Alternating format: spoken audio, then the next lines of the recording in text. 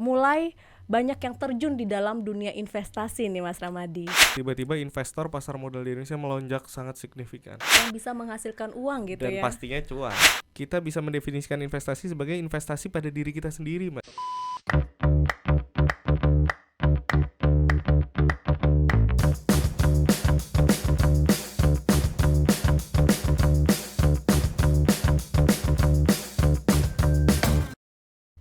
Assalamualaikum warahmatullahi wabarakatuh. Salam sejahtera untuk kita semua. Om Swastiastu.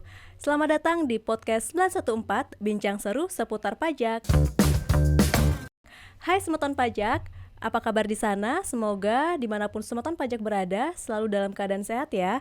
Kembali lagi bersama saya Dayu Perwanti, asisten penyuluh pajak KPP Pratama Mataram Timur. Nah, sebelum memulai bincang seru perpajakan hari ini, untuk teman-teman semeton pajak yang belum subscribe YouTube channel kami, yuk di-subscribe dulu dan nyalakan loncengnya untuk mendapatkan informasi terupdate terkait dengan perpajakan. Nah, semeton pajak, pada episode kali ini kita akan membahas topik yang sangat menarik. Tentunya saya tidak berbincang seorang diri, saya ditemani oleh bintang tamu yang luar biasa hebat. Beliau merupakan account representatif strategis KPP Pratama Mataram Timur. Mari kita sambut Mas Ramadi. Hai Mas Ramadi. Hai Mbak Dayu, selamat pagi. Selamat pagi Mas Ramadi. Bagaimana kabarnya Mas Ramadi? Alhamdulillah sehat. Oke, mungkin bisa disapa-sapa dulu semeton pajak kita. Assalamualaikum warahmatullahi wabarakatuh. Semeton pajak sekalian dimanapun Anda berada. Oke. Sehat semua ya. Iya, nah jadi ini mungkin pertama kalinya ya Mas Ramadi ya masuk dalam podcast 914 kita. Betul sekali, luar biasa ini Mbak Dayu. Jadi sering kita dengar, tapi selama ini kita selalu di belakang layar ya. Oke. Nah, Mas Ramadi, pada hari ini kita akan membahas episode topik yang luar biasa menarik yang mungkin ini akan sangat daging gitu ya bagi semeton pajak kita. Daging, wah tapi kayak wagyu nih. Iya. Jadi ini mungkin bisa semeton pajak semua tonton dari awal sampai akhir, jangan di skip karena kita penuh dengan informasi-informasi perpajakan yang mungkin akan sangat relevan bagi semeton pajak semua. Nah, Mas Ramadi, kalau kita flashback nih ke beberapa tahun yang lalu pada saat pandemi COVID-19, mulai banyak yang terjun di dalam dunia investasi nih Mas Ramadi. Betul. Ada yang mungkin ke obligasi, saham, kemudian reksadana dan lain sebagainya. Ini menurut Mas Ramadi, pandangannya seperti apa Mas? Iya, jadi begini Mbak Dayu. Jadi kalau Mbak Dayu ingat ya, jadi sekitar medio 2020, tiba-tiba investor pasar modal di Indonesia melonjak sangat signifikan. Nah, ini yang dikenal sebagai generasi COVID, Mbak Dayu. Oke. Iya, jadi karena COVID ini memaksa mereka mencari cuan, nah cuannya itu yang bisa dikelola dari rumah. Akhirnya ya mulai tuh investasi saham, investasi fixed income atau peer to peer atau apapun itu yang bisa dihandle dari rumah, Mbak Dayu. Yang bisa menghasilkan uang gitu Dan ya. pastinya cuan. Cuan, oke. Nah, ini kalau terkait dengan investasi, berarti ini kita investasi sektor keuangan gitu ya Mas Ramadi ya? Iya, jadi Mbak Dayu sebenarnya investasi ini maknanya luas, Mbak Dayu. Jadi yang pertama, kita bisa mendefinisikan investasi sebagai investasi pada diri kita sendiri, Mbak Dayu. Jadi misalnya kita meningkatkan skill kita, kemudian kita meningkatkan kemampuan kita, atau merawat diri kita misalnya. Atau beli skincare, Nah, itu salah satu caranya. masuk ya. Itu juga termasuk. Jadi supaya apa? Supaya kita menjadi lebih produktif dan mampu mengenerate revenue atau income yang lebih besar juga, Mbak Dayu. Oke, benar. Jadi harapannya itu dengan menginvestasi diri kita, itu kita bisa nggak hanya berkutik dalam pekerjaan rutinitas sehari-hari, tetapi kita mungkin bisa dari freelance ataupun passive income seperti itu ya Mas Ramadi ya. Nah, itu investasi yang pertama, Mbak Dayu. Nah, yang kedua, investasi yang kedua ini investasi yang sifatnya ke aset-aset yang real. Nah, ini kalau Mbak Dayu ingat, Bapak Ibu kita nih, generasi Bapak Ibu kita nih biasanya investasinya di tanah atau properti gitu ya. Kemudian di emas, batangan. Nah, apalagi ibu-ibu nih. Kayaknya hampir pasti punya tuh di dalam kotak perhiasan, nah isinya berapa set gelang sama kalung emas. Nah, Iya, jadi bisa itu diwariskan turun-temurun juga ya perhiasan-perhiasan betul itu. banget. Nah, itu investasi yang sifatnya real, jadi ada aset yang terlihat gitu. Oke. Nah, yang ketiga, ini yang lagi hype itu, anak-anak muda kekinian. Jadi investasi di instrumen keuangan. Nah, jadi instrumen keuangan yang mana kita bisa melakukan investasi maupun memonitor itu dari rumah secara online. Nah, ini yang akhirnya populer. Jadi investasi pada instrumen-instrumen keuangan. Betul. Oke, jadi investasi pada sektor keuangan. Nah, ini pasti selain cuan yang kita dapat gitu ya Mas Ramadi, pasti juga ada aspek perpajakan yang telah diatur oleh pemerintah ya Mas Ramadi ya. Pastinya. Oke, kita akan mulai dari mana nih enaknya Mas Ramadi membicarakan perpajakan ini? Jadi tadi ya, kita kembali lagi, jadi investasi keuangan ini walaupun memang mungkin returnnya tidak sebesar yang lain itu tadi Mbak, yang dua lainnya. Misalnya investasi pada diri sendiri itu menurut saya yang paling besar. Karena dengan kita meningkatkan, mengupgrade skill kita, revenue atau income kita biasanya mengikut langsung naik multiplied gitu kan. Nah, ini yang investasi keuangan ini walaupun returnnya memang mungkin tidak sebesar itu, tapi yang paling hemat dari segi apa? Yang paling sedikit gitu ya, mengeluarkan waktu, tenaga, dan pikiran. Karena kita membiarkan aset kita bekerja dan menghasilkan income untuk kita. Nah, ini luar biasa.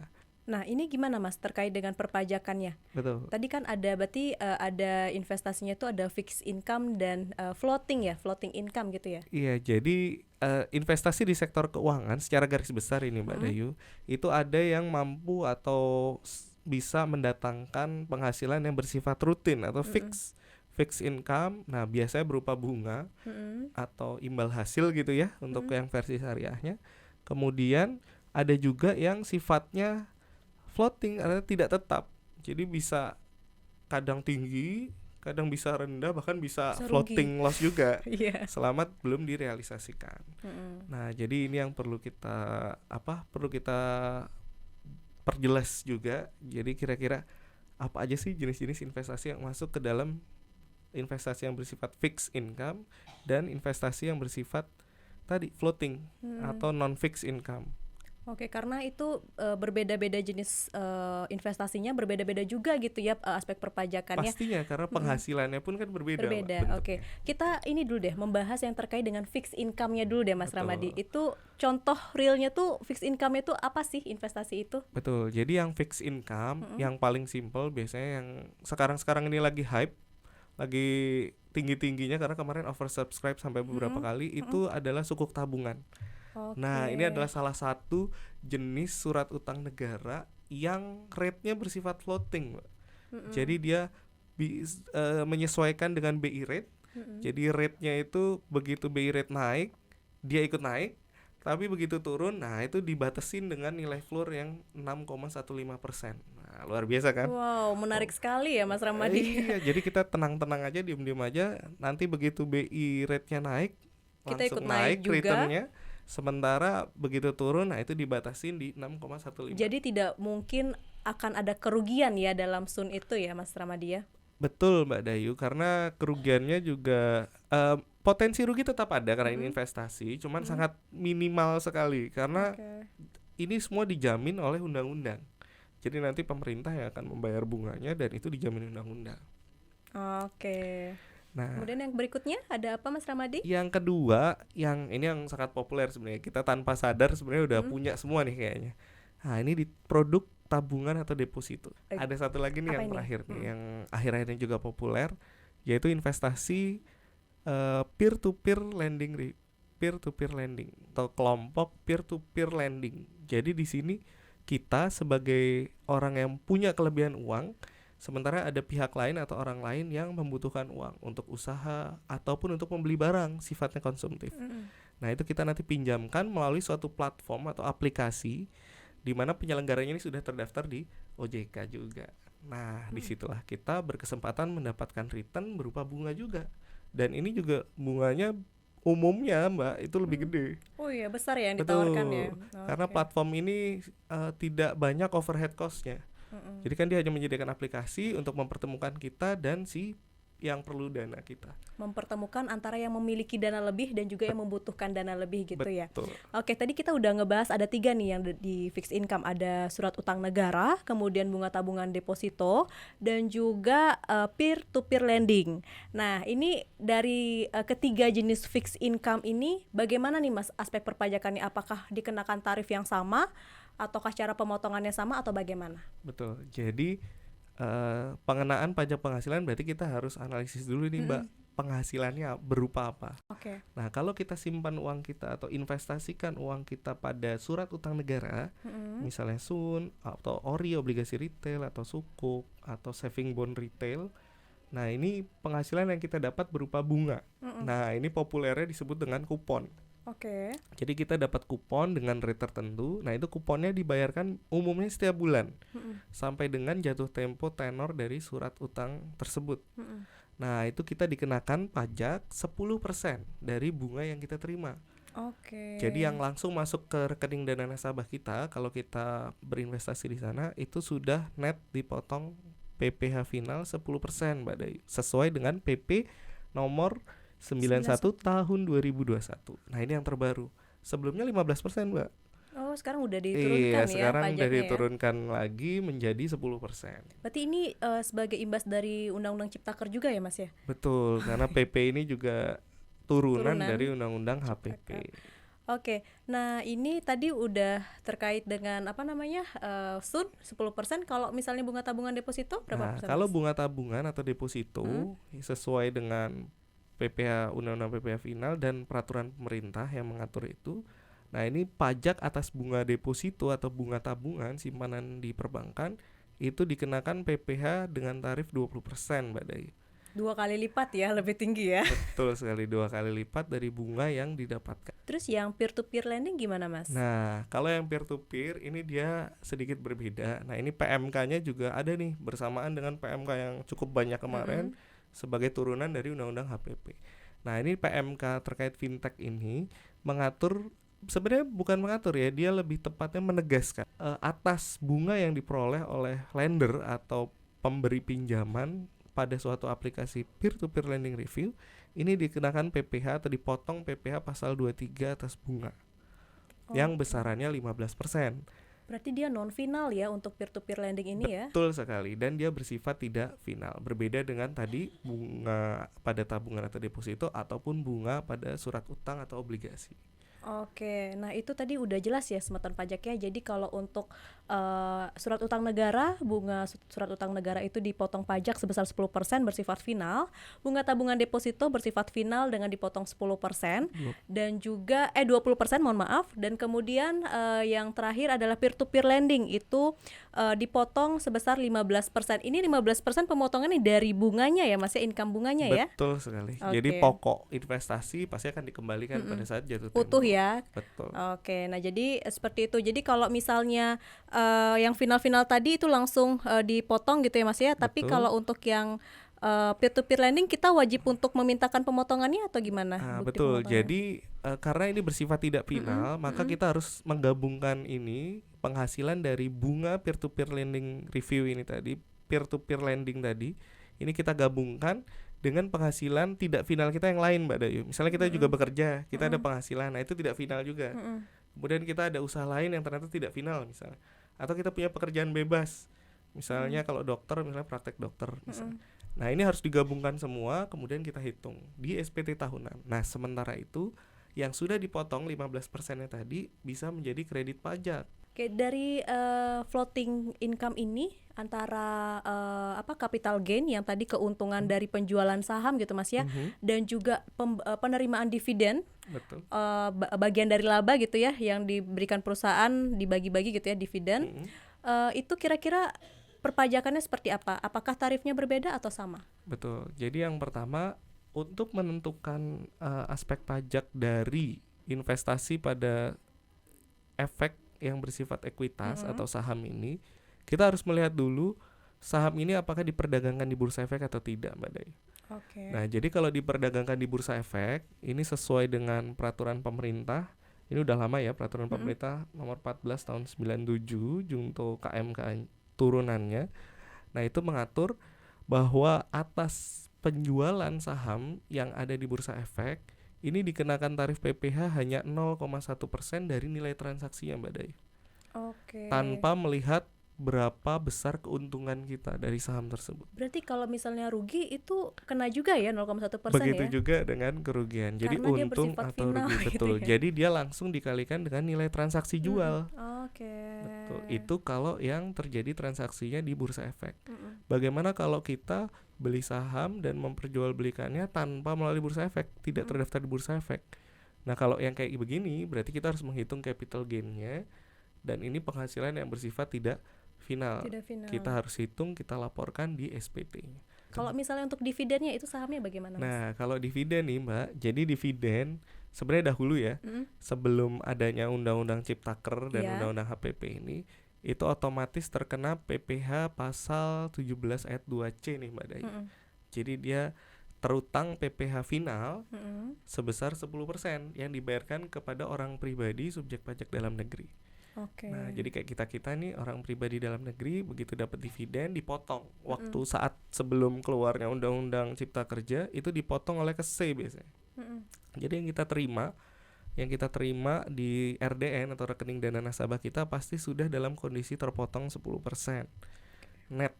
Nah, tinggal kita perhitungkan, kemudian kita laporkan di SPT tahunan di bagian penghasilan yang bersifat final. Nah, tapi ada kabar baiknya nih, semeton pajak sekalian. Dengan rilisnya Undang-Undang Nomor 11 tahun 2020 tentang Cipta Kerja dan aturan turunannya ini ada di PMK 18 tahun 2021, atas dividen yang dibagikan kepada orang pribadi subjek pajak dalam negeri itu dapat dibebaskan dari pengenaan PPh. Dengan catatan, nah ini ada catatannya nih Mbak Dayu, syarat dan ketentuan berlaku. Apa tuh syaratnya, Mas? Nah, yang pertama adalah itu direinvestasikan. Jadi dari dividen yang didapatkan oleh orang pribadi ini direinvestasikan pada instrumen yang telah diatur di PMK tersebut. Nah, itu ada pilihannya, ada banyak sekali, ada kurang lebih 12 jenis investasi. Nah, kemudian yang syarat kedua, bahwa dividen tersebut dibagikan melalui mekanisme RUPS. Jadi kalau lewat RUPS, jadi itu harus yang lewat RUPS, jadi resmi gitu ya. Jadi lewat RUPS tanpa ada dividen yang sifatnya terselubung. Jadi ini benar-benar resmi gitu loh, dideklar baik lewat mekanisme RUPS atau deklarasi pembagian dividen yang interim dulu. Kan kadang interim kemudian diikuti dengan finalnya berapa. Nah, syarat yang ketiga adalah selain menginvestasikan, di lock periodnya maksimal 3 tahun. Yang paling penting ini Mbak Dayu, harus dilaporkan di e-reporting investasi di DJP online kita. Oke, mungkin itu banyak yang belum tahu kalau misalnya itu juga wajib untuk dilaporkan di dalam e-reportingnya. Betul, jadi ini adalah salah satu syarat. Jadi kalau misalnya mau dibebaskan nih semeton pajak sekalian dari PPh 10%-nya, lumayan loh Mbak, apalagi kalau dividennya besar ya. Nah, ini salah satu caranya adalah melaporkan. Jadi setelah kita investasikan pada instrumen investasi yang diatur di PMK tersebut, di lock selama 3 tahun, gak boleh sampai keluar. Kalau cuma ganti gitu ya jenis investasinya boleh, yang gak boleh dibawa ke luar negeri. Gitu, jadi biar ya diinvestasikan lah, duit berputar di Indonesia, kemudian nanti dilaporkan di dalam e-reporting investasi di DJP online secara online Mbak. Jadi ini bersamaan dengan SPT tahunan. Kalau misalnya dia karena dia bisa dikecualikan, berarti ini tidak melalui pemotongan. Berarti gimana Mas? Penyetoran ya kalau misalnya ternyata tidak diinvestasikan lagi gitu ya? Betul, yang jadi masalah apabila ternyata tidak dipenuhi syarat-syarat tadi, maka si orang pribadi penerima dividen tadi harus menyetorkan sendiri. Misalnya ternyata tidak direinvestasikan atau dibawa ke luar negeri misalnya, diinvestasikan di luar negeri, atau misalnya tidak dilaporkan di e-reporting investasinya itu di DJP online, tidak dilaporkan laporan realisasi investasinya. Nah, ini menjadi gugur pembebasannya ini, kemudian menjadi terutang PPh final 10% dan harus disetor sendiri Mbak Dai oleh si penerima dividennya. Nah, tadi kalau misalnya kalau nggak salah saya dengar sempat disebutkan nih kalau dikenakan PPh 0,1% atas penjualan saham di bursa efek. Betul. Ini ada ya penjualan saham di luar bursa efek, itu perlakuannya seperti apa dalam pajak kita Mas? Betul, jadi ini yang membedakan tadi Mbak. Jadi yang membedakan perlakuan pajaknya adalah apakah transaksi tersebut dilakukan di bursa efek atau tidak. Kalau di bursa efek, ini final dari transaksi jual. Kita kalau beli saham nggak kena ya Mbak. Jadi ini hanya transaksi jual saham. Iya, kalau kita beli saham kita nggak kena, kita hanya kena fee-nya aja. Jadi begitu kita jual itu terutang 0,1%. Sementara itu kalau misalnya terjadi di luar bursa, artinya perusahaan ini non TBK, kemudian kita jual beli sahamnya, Nah itu berlaku nanti kita harus menghitung capital gain-nya. Nah selesai kita dapat capital gain-nya, kita tentukan dulu nilai bukunya, kemudian nilai buku per sahamnya berapa, kemudian nilai transaksinya berapa. Kita menentukan dulu siapa yang memperoleh keuntungan atau siapa yang dirugikan dalam suatu transaksi. Bisa jadi dua-duanya untung, dua-duanya penjual dan pembeli, bisa jadi dua-duanya rugi juga. Nah ini kita harus tentukan, kemudian nanti kalau sudah kita temukan capital gain-nya atau capital loss-nya, kemudian dilaporkan di SPT tahunan. Nah khusus capital gain berarti dilaporkan di SPT tahunan, kita gabung bersama dengan penghasilan tidak final lainnya kita. Betul. Oke, berarti dia tidak melalui pemotongan tetapi melalui penyetoran apabila misalnya SPT-nya ternyata statusnya kurang bayar terakhirnya gitu ya. Betul, Mbak. Dividen orang pribadi bisa dikecualikan dari pemotongan dikenakannya PPh final sebesar 10%. Kalau misalnya dividen badan itu tidak dikenakan dan tanpa pengecualian ya kalau nggak salah saya dengar Mas ya. Betul. Jadi di PMK 18 tahun 2021 tersebut diatur apabila ternyata penerima dari dividen tersebut adalah subjek pajak badan dalam negeri, ya, subjek pajak dalam negeri berbentuk badan, dia dikecualikan tanpa syarat. Nah, dengan catatan nanti pasti di SPT tahunan badannya juga harus dilaporkan, Mbak ya. Iya, sebagai penghasilan bukan objek. Gimana? Udah mulai semakin tercerahkan nih semutan pajak terkait dengan topik kita hari ini, yaitu tentang fixed income tadi, gimana sih ininya dikenakan pajaknya, kemudian yang floating income gimana sih terkait dengan perpajakannya. Oh ya, Mas Ramadi, ada nih tadi titipan dari semutan pajak terkait dengan reksadana. Jadi reksadana ini sendiri ini sebenarnya produk investasi yang dikeluarkan oleh manajer investasi. Nah, manajer investasi ini adalah orang perorangan yang memiliki sertifikasi, Mbak Dayu. Jadi ada sertifikasi wakil manajer investasi. Nah, ini para manajer investasi ini bernaung di bawah perusahaan manajemen investasi. Nah, perusahaan manajemen investasi ini yang terdaftar di OJK dan diawasi. Nah, dalam menyusun produk tersebut, nah ini nanti jenis reksadana itu akan terkait dengan jenis portofolio produk yang ada di reksadana tersebut. Misalnya, reksadana saham, berarti isinya di dalam reksadana itu adalah jenis-jenis saham, ya kan, yang terdaftar di Bursa Efek. Sementara kalau misalnya jenis reksadana pendapatan tetap, berarti isi portofolio dari produk reksadana tersebut adalah obligasi, baik obligasi swasta maupun obligasi pemerintah.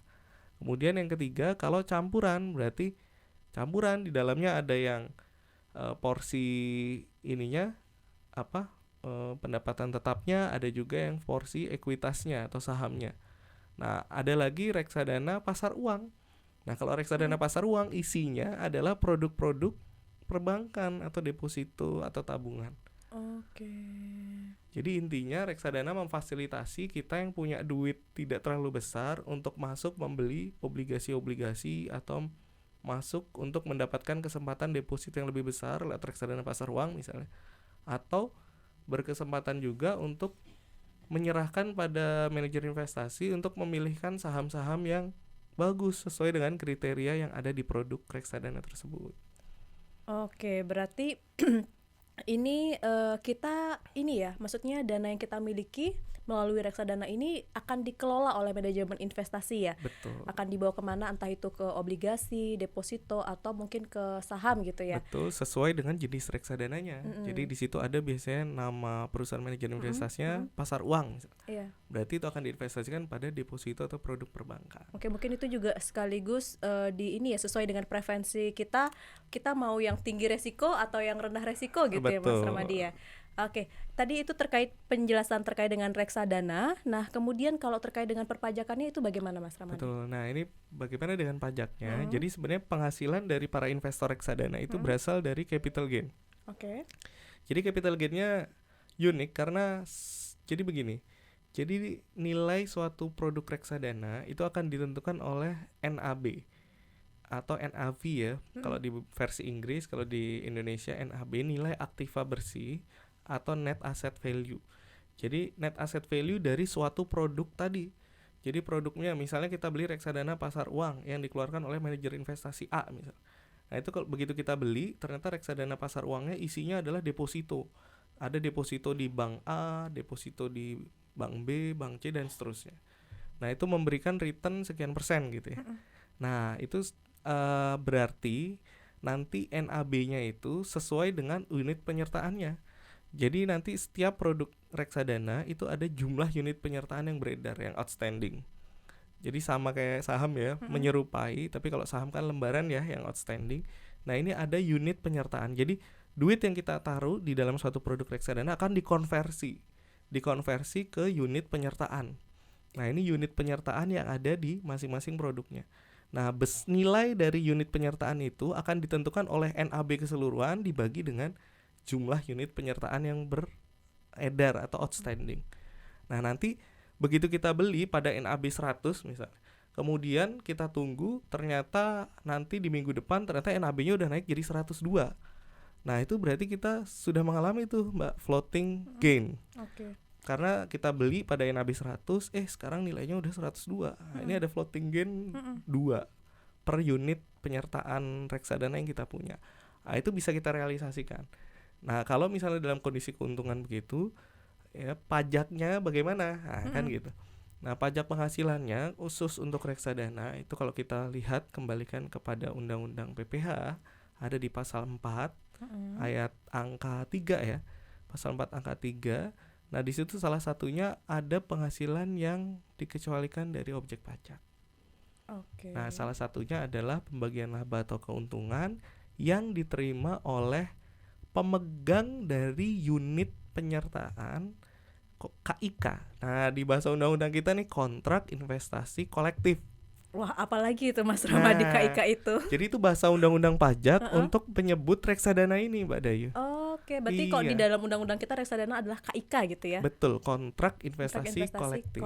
Jadi di situ disebutkan penghasilan yang diterima oleh kita sebagai investor reksadana itu sudah tidak dipajakin lagi karena pemajakannya sudah begitu diterima oleh si produk reksadana tersebut. Jadi begitu tadi dapat bunga udah dipotong bank. Kemudian kalau saham dapat dividen misalnya di reksadana saham misalnya. Nah, itu begitu dapat dividen, nah itu sudah sudah dipotong juga di level tadi, Mbak Dayu, di level penerbit sahamnya tersebut. Sehingga nanti yang ada di reksadana udah net semua nilainya. Dikurangi dengan biaya manajer investasinya, dapatlah NAB. Nah, itu NAB kenaikannya, makanya itu bukan objek pajak lagi. Karena sebenarnya sudah ketika kita masukkan dana kita ke reksadana, kemudian dikelola oleh manajemen investasi, dimasukkan ke sektor masing-masing sektor investasi gitu ya. Pada sektor investasi tersebut masing-masing sudah dikenakan pajak. Sehingga di reksadana itu tidak dikenakan pajak lagi gitu, Mas Ramadi ya. Betul. Jadi nanti kita cukup melaporkan capital gain yang kita peroleh dari reksadana ke penghasilan yang bukan objek. Oh gitu, ke penghasilan yang bukan objek. Betul, di dalam formulir SPT tahunan PPH orang pribadi. Nah, begitu semutan pajak. Jadi sudah semakin jelas ya terkait dengan perpajakan reksadana ini. Jadi mungkin jangan ada lagi yang berpikir kalau misalnya reksadana dikenakan pajak berarti saya double dong dipotong pajaknya. Tidak seperti itu, karena sudah dipotong per sektor diinvestasikannya pada reksadana tersebut gitu. Jadi kalau misalnya udah di reksadana tersebut oleh manajemen investasi ditaruh dananya di saham, bursa efek gitu ya, berarti sudah dikenakan pajaknya di bursa efek itu. Jadi di reksadana tidak lagi dikenakan. Betul. Nah, yang menjadi catatan penting lagi adalah itu wajib untuk kita sampaikan di SPT tahunan kita. Betul, gitu ya Mas Ramadi. Nah, ini kira-kira harus ditaruh di posisi mana nih? Karena kan kalau di SPT tahunan itu orang pribadi lumayan banyak ya halamannya. Betul. Ya. Itu gimana tuh Mas Ramadi? Betul. Jadi tadi kalau kita kembalikan, kita pilah-pilah ya. Ada penghasilan yang bukan objek. Misalnya tadi dari gain dari reksadana. Nah, penghasilan yang bukan objek itu biasanya kita taruh di 3 Romawi bagian B. Nah, itu ada di 3 Romawi bagian B, penghasilan yang bukan objek pajak. Nah, di situ ada rinciannya, ada warisan dan segala macam. Nah, itu ada laba yang tidak terbagi atas saham, ada juga penghasilan lainnya. Nah, itu boleh ditaruh di situ. Itu untuk yang bukan objek. Bagaimana dengan yang final? Kalau yang final udah ada contekannya juga, Mbak. Jadi di situ 3 Romawi A udah menguraikan secara detail jenis-jenis objek final, objek PPH final, baik dividen maupun transaksi jual saham di bursa efek. atau bunga tabungan deposito juga sudah ada dan bunga obligasi juga udah ada. Berarti itu yang dimasukkan di dalam pajak penghasilan final tersebut penghasilannya ya Mas ya? Betul. Jumlah penghasilannya dan jumlah pajaknya udah dipotong gitu ya. Betul, jumlah penghasilan serta pajak PPh-nya, kolom PPh yang terutang yang dipotong itu yang sudah dipotong tadi oleh pihak. Jadi yang kita terima itu udah net. Oke, nah net betul sekali. Kemudian di bagian daftar harta itu Betul. kira-kira ada pengaruhnya nggak terhadap dengan fixed income dan floating income ini? Nggak ada masalah Mbak. Jadi ini kita laporkan sebagai aset semua ya. Ini karena ini aset investasi nih, baik saham, reksadana, tabungan atau deposito gitu ya, atau surat utang negara yang kita beli, ini adalah aset investasi. Jadi harus dilaporkan juga di bagian 4 Romawi tuh. Kolom harta. Ini yang dimasukkan kan itu kan ada nilai jumlahnya gitu ya Mas Ramadi ya. Yang dimasukkan di dalam nilai jumlah ini apakah terpaut hanya istilahnya modal kita saja atau termasuk dengan penghasilan entah itu capital gain-nya dan lain-lainnya itu? Yang harus kita masukkan nilai inisialnya ya, nilai awal kita injek ke sana. Oh gitu. Betul. Jadi kalau misalnya ada keuntungan ya kita laporkan di bagian tadi. Penghasilan kalau misalnya final bukan tadi objek gitu ya? atau final atau yang tidak final, misalnya investasi pada peer to peer tadi, kita laporkan di harta, kemudian atas penghasilannya ya kita laporkan ke penghasilan yang tidak final di 1 Romawi halaman 2 bagian D. Itu dia tadi. Hebat ya Mas Ramadi sampai hafal bagian-bagian detail dari SPT kita. Nah, gitu semeton pajak. Jadi sudah semakin clear terhadap dengan fixed income dan floating income, investasi keuangannya, perpajakannya seperti apa. Ada yang dipotong, ada juga yang kita menghitung sendiri gitu Mas Ramadi ya. Dan yang paling terpenting jangan lupa untuk dilaporkan di dalam SPT tahunannya. Jangan sampai apa yang semeton pajak laporkan di dalam SPT tahunan ternyata tidak dimuat tuh penghasilan dari passive income semeton pajak semua. Jadi itu harus semuanya dilakukan. Wah, gimana nih Mas Ramadi nih? Mungkin Mbak Dayu titipan nih tambahan nih dari teman-teman AR di KPP Mataram Timur. Jadi sebenarnya semeton pajak sekalian nggak perlu khawatir dengan mencantumkan penghasilan atau harta di dalam SPT tahunan. Kebanyakan justru ketakutan itu mencantumkan apa yang benar-benar kita peroleh gitu, apa yang kita miliki tidak dicantumkan ke dalam SPT tahunan. Nah, kemudian kami di Direktorat Jenderal Pajak itu mendapatkan data dari pihak ketiga. Nah, ini yang sering menyebabkan munculnya surat-surat cinta dari kita untuk mengkonfirmasi atau mengklarifikasi ini.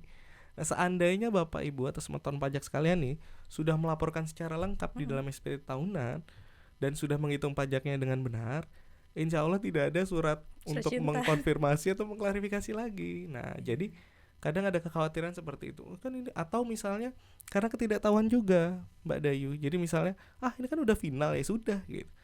Ya sebenarnya final ini sudah dipotong.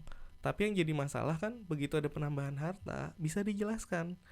Sumber penghasilannya dari mana sih? Ternyata dia punya ternyata punya investasi saham yang menghasilkan dividen dan sudah dilaporkan, jadi jelas gitu. Ini hartanya naik sekian, bisa dijelaskan oleh penghasilan yang diperoleh si orang ini.